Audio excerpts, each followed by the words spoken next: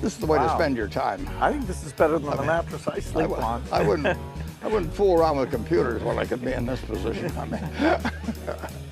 Can you remember buying your first mattress, Warren?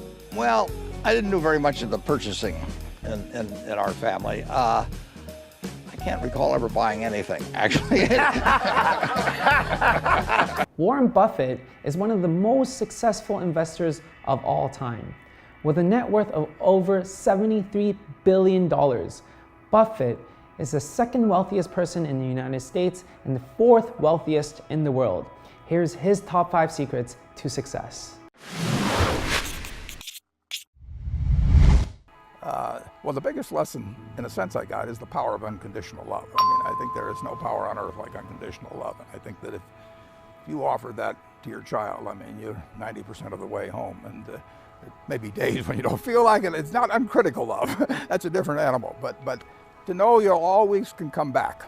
I mean, that is huge in life. That takes you a long, long way. And I would say that every parent out there that can extend that to their child at a very young age, it's going to make for a better human being. I met Bob Woodward back, and he'd just come out with all the president's men, and all of a sudden, as below 30 years of age, he was getting quite wealthy, and we had breakfast or lunch over at the Madison Hotel. And he said, "What do I do with this money?" And I said, investing is just about assigning yourself the right story. I said, imagine Ben Bradley this morning said to you, what is the Washington Post company worth? What would you do if you have to write the story in a month? You'd go out and interview TV brokers and newspaper brokers and owners, and you'd try and value each asset. I said, that's what I do. I assign myself the right story. In investing, there's no called strikes. People can throw Microsoft at me and, you name it, any stock, General Motors, and I don't have to swing.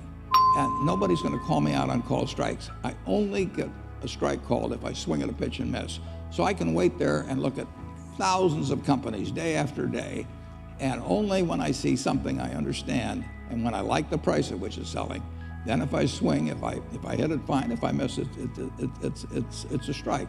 But it's an enormously advantageous game, and it's a terrible mistake to think you have to have an opinion on everything. You only have to have an opinion on a few things. In fact, I've told students, if when they got out of school, they got a punch card with 20 punches on it, and that's all the investment decisions they got to make in their entire life, they would get very rich because they would think very hard about each one. And you don't need 20 right decisions to get very rich.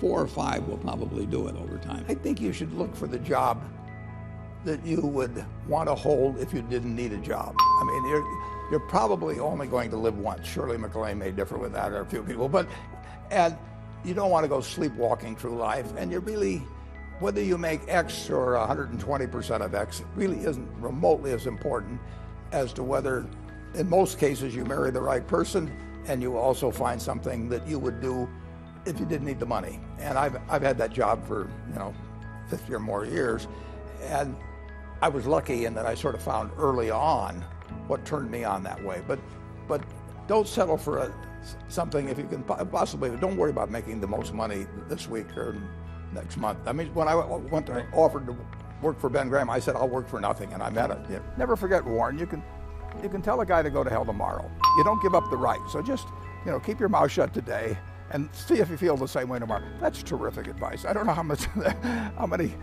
problems that saved me. You haven't lost it. You don't have to stay up all night worrying about the fact you didn't tell it to him. You can always tell it to him tomorrow.